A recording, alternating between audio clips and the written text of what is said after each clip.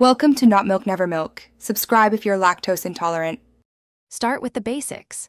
In this video, I will show how to make black bean dip.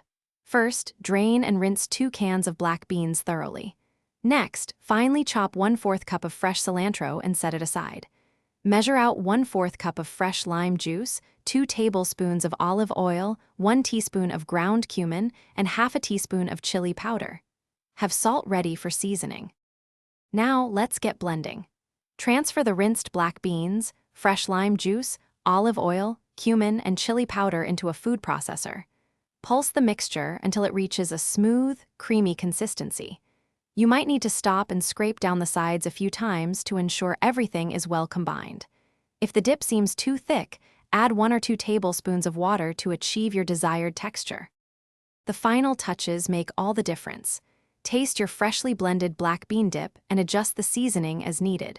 You might want a pinch more salt, a dash of pepper, or even a bit more lime juice for extra zest.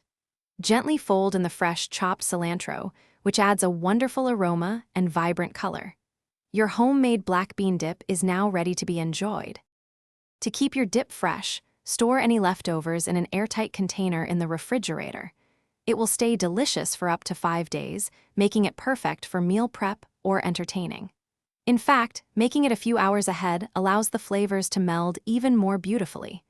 Don't forget to check the description for a link to some amazing darn tough socks and other great deals. Enjoy your homemade black bean dip.